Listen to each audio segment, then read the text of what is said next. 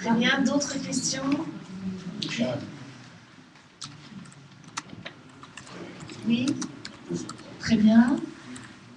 Ok.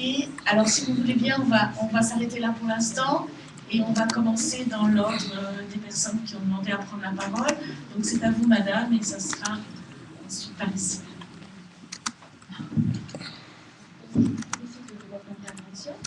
Moi, j'ai aucune connaissance en économie. Je n'ai aucune connaissance en économie, mais je suis étonnée. Plus près, plus près. Voilà, comme ça.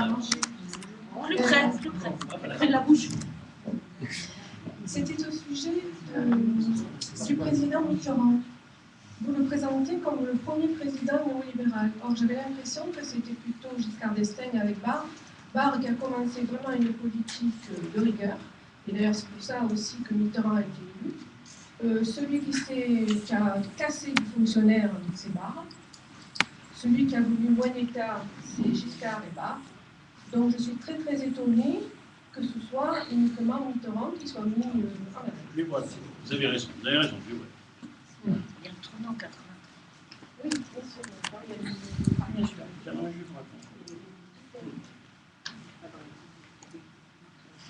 Très bien.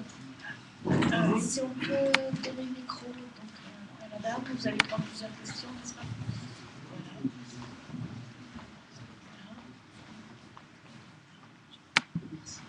Oui, moi je voulais parler des alternatives. Alors, d'abord, concernant le Front National, qui est effectivement une alternative possible, il me semble que le Front National joue un rôle de cristallisation d'un vote protestataire, c'est-à-dire tous ceux qui souffrent en fait terriblement de la situation actuelle et de ce qu'elle va devenir. Leur mécontentement peut être en fait se transformer en vote FN. Ça, c'est une première chose. Alors, de l'autre côté, j'aimerais savoir ce que vous pensez des alternatives en termes de protectionnisme. Est-ce qu'il y a une voie là intéressante, protectionnisme total, partiel?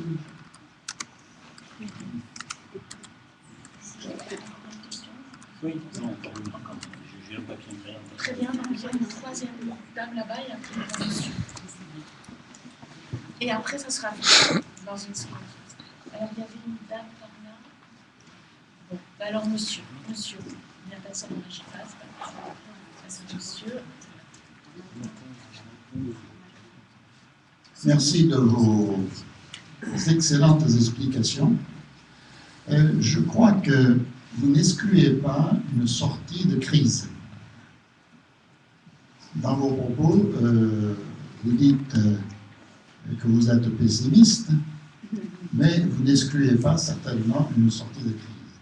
Car il y a un élément qui est très important, c'est tout de même la richesse accumulée.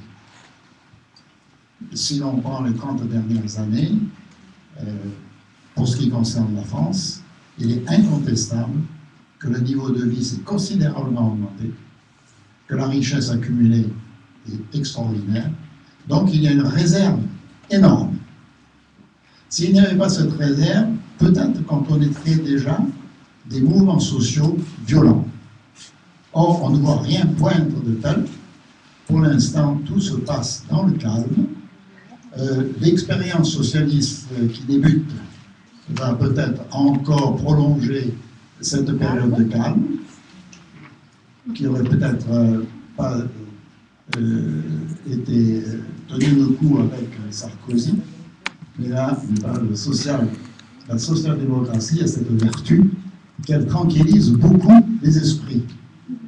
Donc, il se peut que cette sortie de crise s'opère dans quelques années, mais elle peut se faire.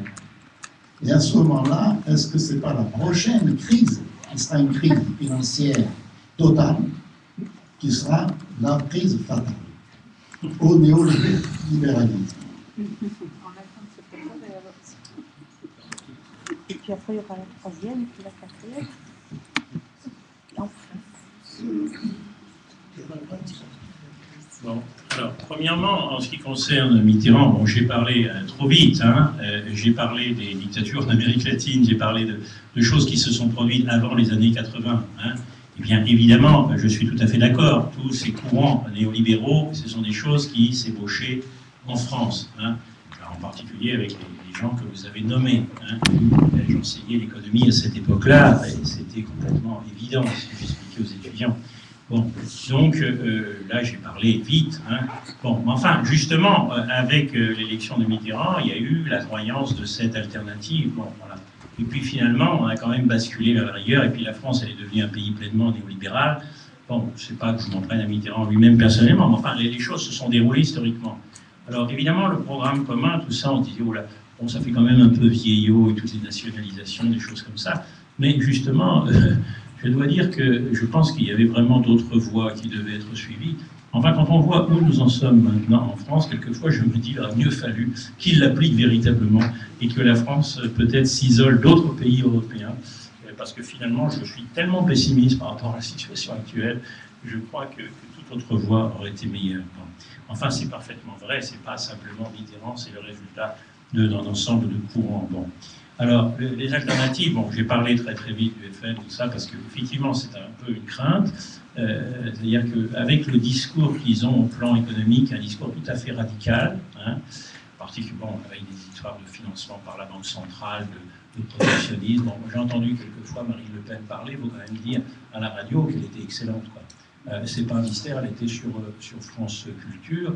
Ils avaient fait venir 4 personnes que je n'aimerais pas, que j'ai oublié les noms de 3, et qui, je dirais, étaient là pour lui tenir tête. Elle les a carrément défoncés, enfin disons-le clairement. Hein.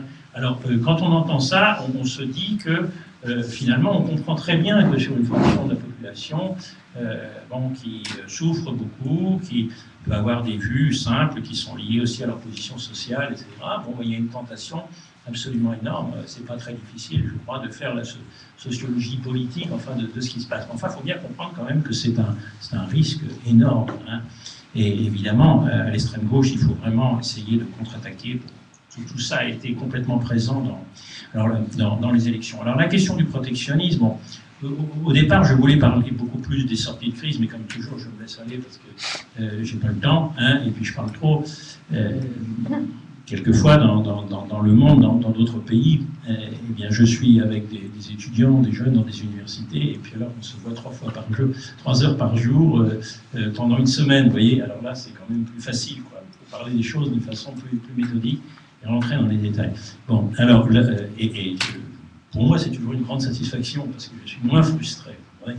Alors, maintenant, sur cette question du protectionnisme. Alors, premièrement, position de principe, véritablement, il est absolument impossible de continuer dans cette globalisation néolibérale dans laquelle nous sommes tout de suite. Hein.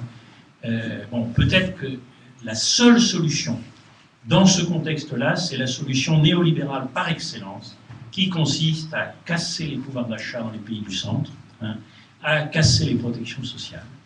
Hein.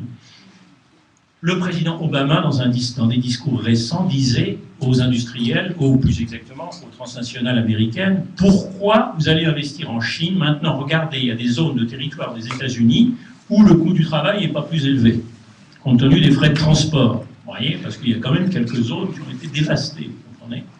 Ça, c'est la solution néolibérale. C'est la solution Merkel. Hein. Elle a déjà commencé dans son pays, pas pour l'ensemble des salaires, mais pour la partie des salaires les plus bas. Hein. Elle a déjà commencé à casser. Plus générer un chômage terrible qui envoie les gens à la maison, ou pour ne pas être chômeurs, ils se transforment en entreprise, c'est-à-dire qu'ils travaillent sur leur ordinateur toute la journée pour faire les comptes des entreprises, ou gérer leur carnet de commandes, etc. Voilà, c'est passé de 0 à 3 millions en l'espace de quelques années, c'est absolument extraordinaire. Donc ça, c'est évidemment la stratégie Merkel. Et je rappelais ce matin quand même un truc qui donne froid dans le dos, c'est que dans 2 pays d'Amérique latine, au moins le Mexique et puis l'Argentine, que j'ai étudié de façon quand même sérieuse, dans lequel je voyage beaucoup, eh bien vous prenez le pouvoir d'achat d'une heure de travail en 1945, ensuite vous le prenez en 1974, il a plus que doublé, eh bien où sont-ils maintenant? Revenus au niveau de 45. Alors, il faut bien voir que quand vraiment ces ordres... Alors attention, parce qu'il y a eu des problèmes politiques pas spécifiques, tout ça, je ne dis pas que ça nous pend au bout du nez demain. Mais la politique du MEDEF, la politique néolibérale actuelle de sortie de la crise, elle existe. c'est la réduction drastique des coûts du travail, des coûts de la production sociale dans nos pays. C'est ce qu'ils sont en train de mettre en place. Est-ce que ça va rater forcément? C'est pas sûr dans l'état actuel des luttes dans un pays comme le nôtre, aussi parce qu'il y a d'autres raisons. Parce que vous voyez, par exemple, la concurrence de la Chine. Bon, justement, le problème aussi pour eux, c'est qu'il n'y a pas que la Chine. Parce que dans le cas de la Chine, les salaires, pas les salaires de tout le monde, hein, pas les salaires des femmes qui cassent les cailloux sur le bord de la route si vous voyagez en Chine pour construire les routes, hein, pas ces salaires-là, ils n'augmentent pas. Mais beaucoup d'autres salaires augmentent fortement. En plus, la monnaie chinoise, qui s'appelle soit yuan, soit renminbi, est une monnaie qui est en train, contrairement à ce qu'on dit, de se revaloriser à toute vitesse. Si on tient compte du différentiel de hausse des prix dans les deux pays et qu'on corrige, depuis 2000, la vraie valeur du yuan, disons, a augmenté au moins de 50%. Donc, il y a certains facteurs internationaux qui font, ils ne sont pas encore à nos niveaux, hein, évidemment, en termes de pouvoir d'achat, de salaire, etc. Ils sont très très loin. Mais ce que je veux dire, c'est que cette stratégie néolibérale monstrueuse de casser le coût du travail chez nous, hein, bon, le coût du travail, surtout les parties les plus basses, évidemment, des hiérarchies, je ne parle pas des managers hein, dont je parlais tout à l'heure dans cette alliance néolibérale, cette stratégie, compte tenu de la hausse du salaire dans certains pays du monde, a quand même quelque chance de réussir. Elle n'est pas absurde, elle est monstrueuse, mais elle n'est pas absurde. Alors évidemment, et là aussi, il y a une très très grande variété dans le monde, et maintenant, il apparaît que dans certaines régions du Mexique, que dans certaines régions d'Amérique centrale, que dans certaines régions d'Afrique, maintenant le travail est bien meilleur marché qu'en Chine. Donc, ils ont encore des potentialités hein, pour exporter les capitaux, etc. Mais ça, c'est vraiment la sortie néolibérale. Alors, sinon, il faut vraiment quelque chose comme le protectionnisme. Mais le protectionnisme, ça inclut l'imitation des mouvements de capitaux. Alors, le problème, c'est que nous sommes au bout de 30 ans de néolibéralisme. Et que c'est très facile de dire protectionnisme, machin, etc. Moi, je pense que ça va être extrêmement difficile. Alors, extrêmement difficile, je sais qu'il est tard, je vais quand même essayer de vous expliquer le plus rapidement possible pourquoi ça va être extrêmement difficile. Pour deux raisons. Je vais schématiser, hein, je vais vraiment réduire les choses au plus simple. Il y a une première raison très importante, qui est que les pouvoirs d'achat dans nos pays dépendent formidablement du commerce extérieur dans ces conditions actuelles. Voyez, je vais schématiser une bicyclette chinoise. Bon, tout le monde achète des outils, par exemple, pour bricoler chez lui, fabriqués en Chine, ça c'est pas cher. Bon, une bicyclette chinoise, vous arrêtez de l'importer de Chine. Vous la fabriquez chez nous, vous la fabriquez en Angleterre ou je sais pas quoi. Son prix, mettons, je simplifie complètement, va être le double. Alors, donc, la question c'est quoi? Alors, les gens qui vivaient avec des bécanes chinoises, etc., comment ils font maintenant? Ils n'ont plus le pouvoir d'achat pour acheter. Et c'est comme ça pour tous les biens, évidemment. Alors, vous voyez, là, il y a un problème. Alors, le problème, supposons qu'on laisse les salaires chez nous comme ça. Ça veut dire, on fait du protectionnisme, alors le pouvoir d'achat des travailleurs, il dégringole complètement. On va dire, ah mais non, on va augmenter les salaires nominaux pour compenser la hausse des trucs là. Alors là, vous rêvez, il faut vraiment prendre le pouvoir, parce que, évidemment, eh bien, ça va couper les profits chez nous. Déjà, on va les empêcher d'aller faire leurs investissements à l'extérieur, alors en plus, on va augmenter les salaires pour que le pouvoir d'achat des salariés. Ce que je veux dire, c'est que cette question de protectionnisme, après 30 ans de néolibéralisme, ça met en jeu un problème de qui va payer les coûts de cette chose-là. Alors évidemment, ça va sauver des emplois, parce qu'il faudra bien produire chez nous. Mais il y a un problème de qui va supporter les coûts. Est-ce que ce sont les travailleurs, est-ce que ce sont les entreprises? Et qu'est-ce qui va se passer? D'abord, en plus, c'est pas facile à mettre en place. Donc ça, c'est un premier type de facteurs qui font que ça va être très difficile. Deuxième groupe de facteurs, eh bien, le néolibéralisme a agi avec une violence extraordinaire, il a ouvert toutes les frontières, etc. Il a haussé les taux d'intérêt, etc. Il a causé des crises monstrueuses dans le monde. D'abord la crise de la dette du tiers-monde, comme on l'appelait à l'époque, comme vous le savez, de ces pays qui s'étaient endettés. Ils n'avaient pas remarqué que les taux étaient indexés sur le taux du Libor à Londres, je ne sais pas quoi. Tout d'un coup, poum, les taux explosent, ils sont complètement incapables de payer, et ça vous donne la crise à Mexico, puis ensuite qui se diffuse à toute l'Amérique latine. Ensuite, diffusion du néolibéralisme, vous avez la crise de tous les pays qui sont les pays du genre, bon, tout le monde le sait, crise asiatique, hein, Corée du Sud, Argentine, etc. Donc, tout cet ordre néolibéral s'est mis en place avec une violence extraordinaire. Mais finalement, après plusieurs décennies, eh bien forcément, toute l'économie mondiale hein, s'est réorganisée en fonction de, je mets ça évidemment comme c'est un mot à prendre avec des pincettes, la formation de cette nouvelle division du travail au plan mondial.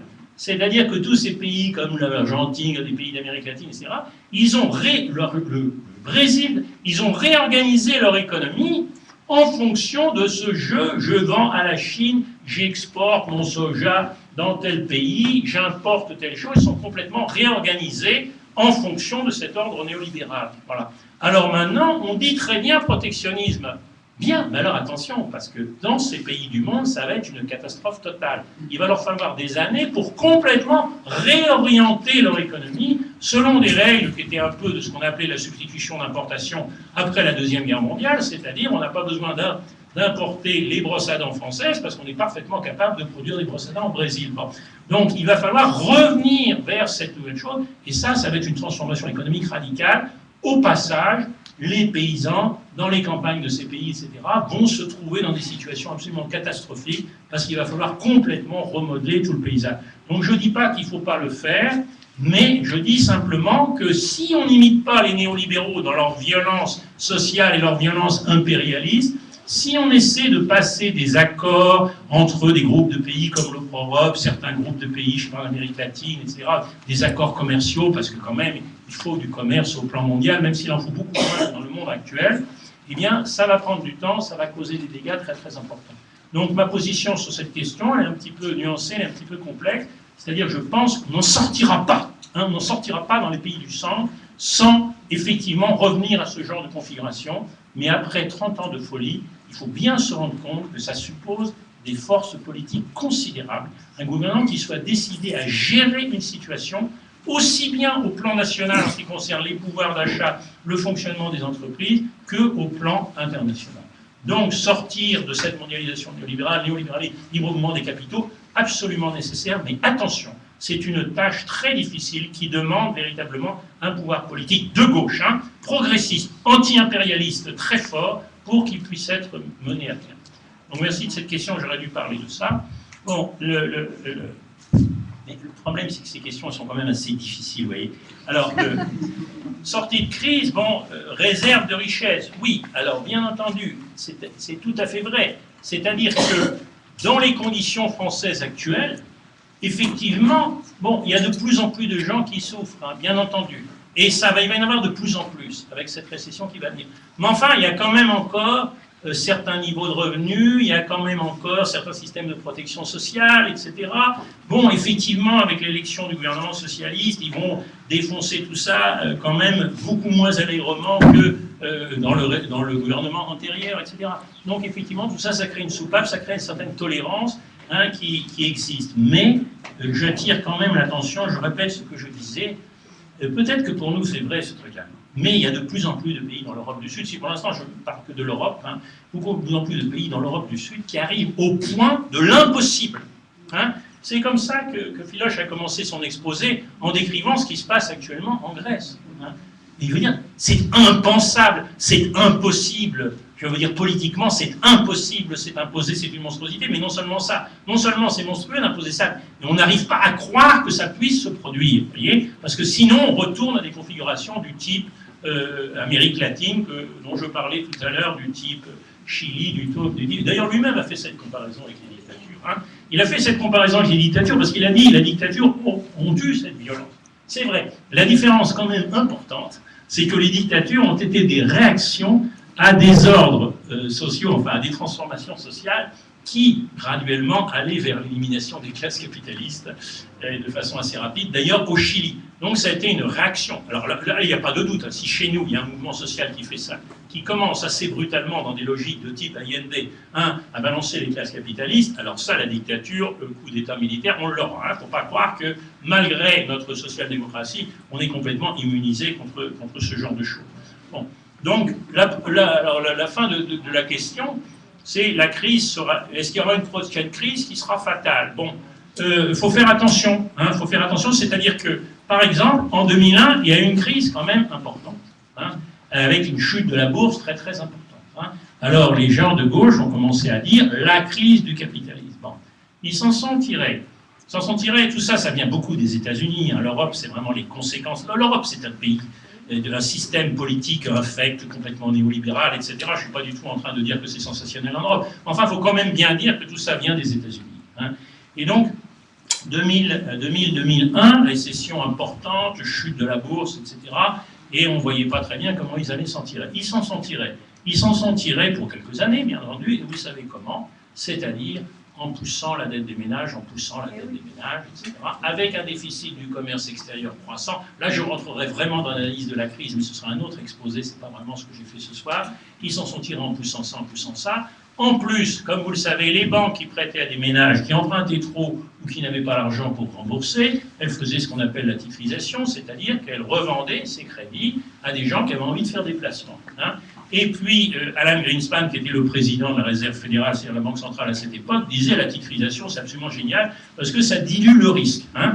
Et ce qu'il voulait dire en particulier, c'est que pour des raisons impérialistes de domination du dollar, etc., ils ont été capables de vendre une bonne moitié de ces titres dangereux, disons, dans le reste du monde, en Europe, dans le Japon, etc. Effectivement, ça a dilué les risques, c'est-à-dire que quand ça s'est cassé la figure complètement fin 2008, eh bien les autres ont été pris dans la pente aussi. Hein.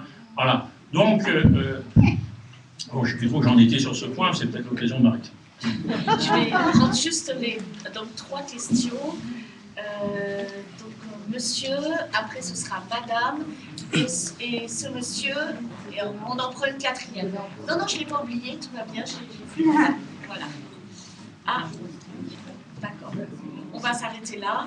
Je vous rappelle qu'il nous reste très peu de temps, parce que nous allons devoir quitter les locaux, surtout pour être à l'heure, pour ceux qui veulent aller voir la pièce ce soir, aux Arrondies.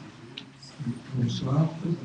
Je voudrais savoir ce que vous pensez d'une possibilité de sortir définitivement des crises en revenant au keynésianisme. C'est-à-dire la période qu'on a connue pendant les 30 Glorieuses, jusqu'en 1973 à peu près.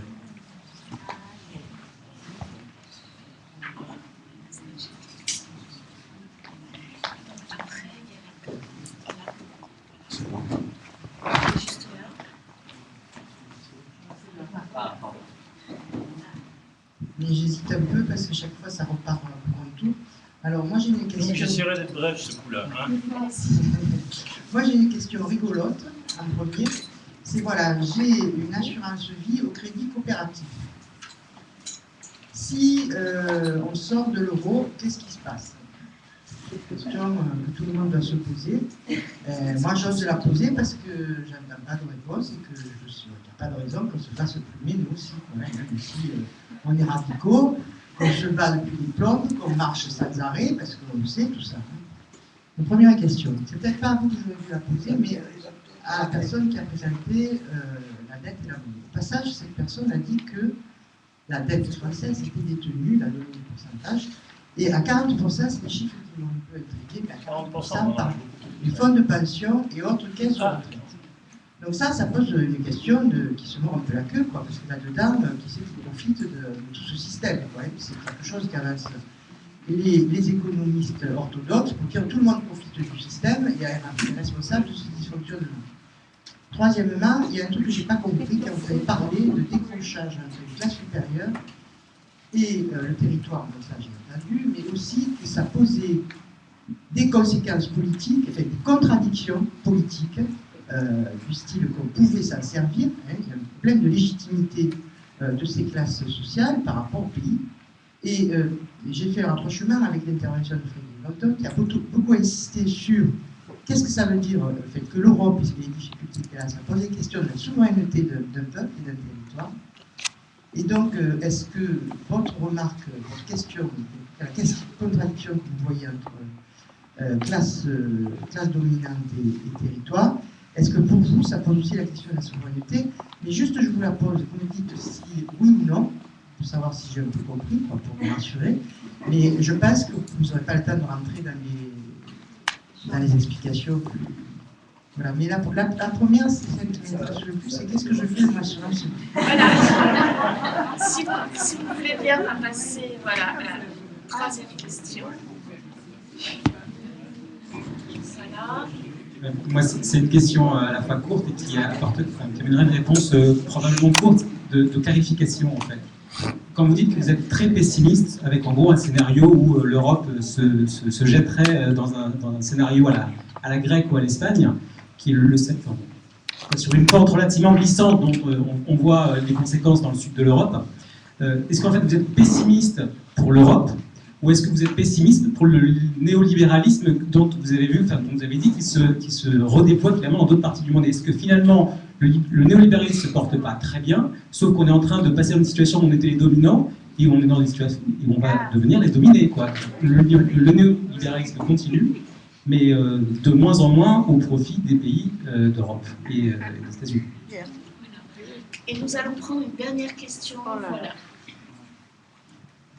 J'ai oublié vers ça.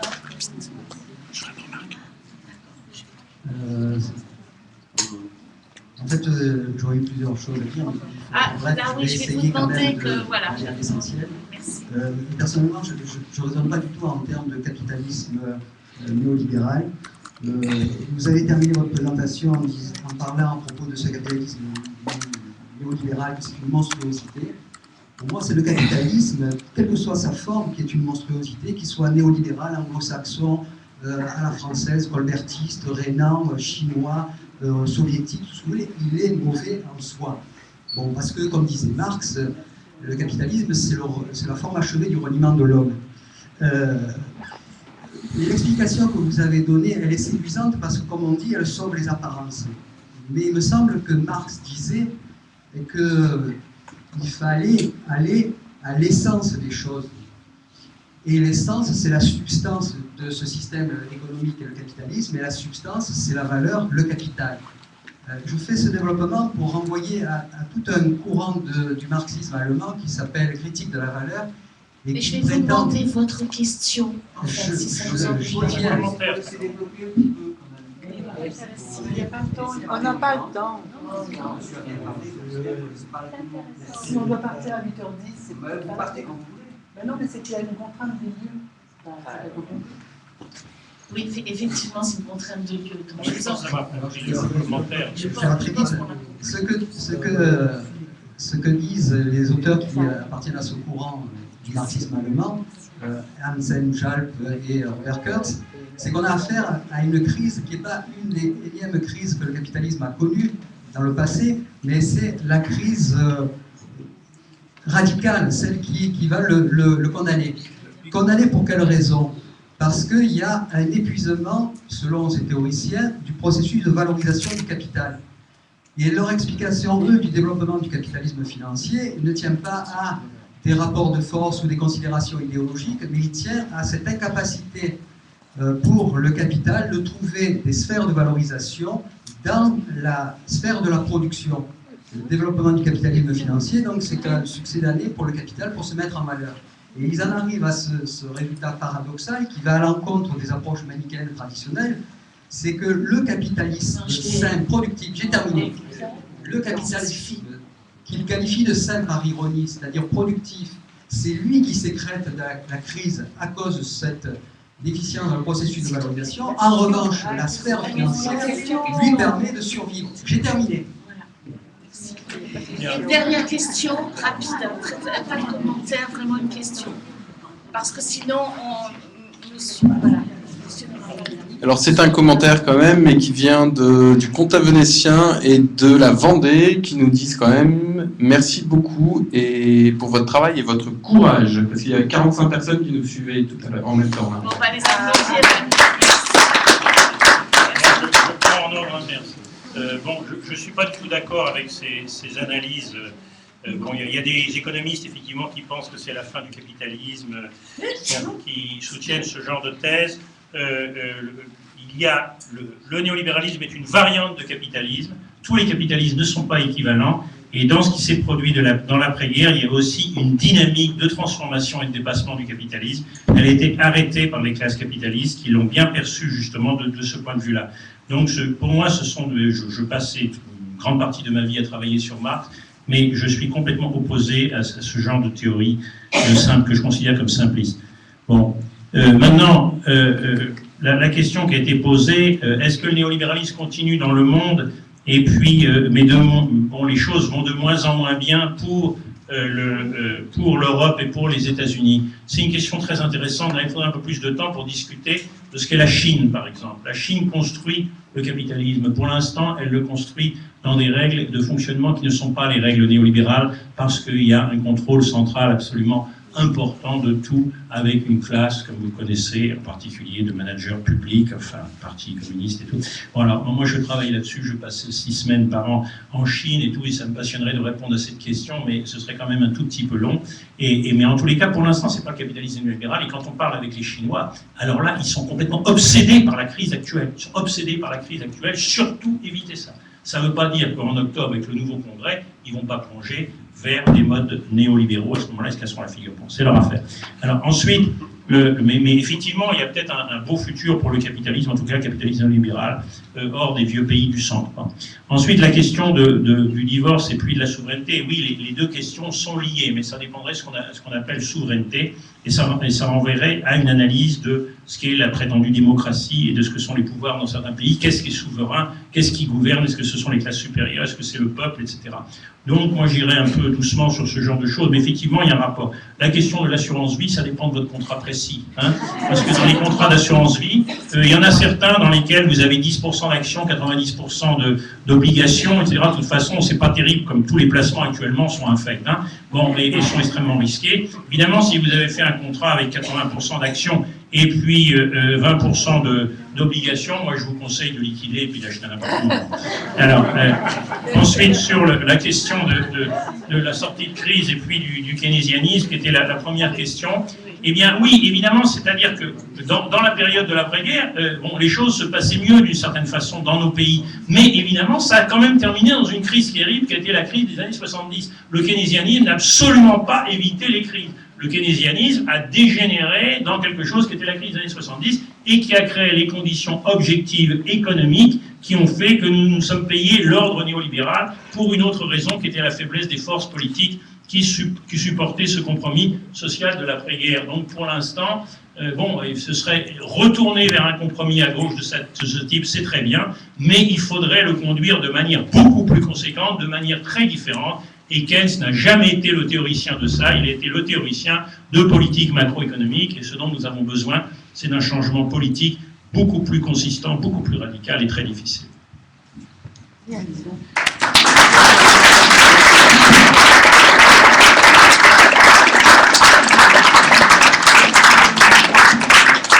beaucoup à tous. Donc je vous rappelle que les bénévoles vous tendent des chapeaux à la sortie pour participer à l'organisation de cet événement, de ces 3 journées, et pouvoir les renouveler chaque année. Voilà. Merci beaucoup de votre participation. Merci beaucoup. Au revoir. Je vous rappelle la pièce.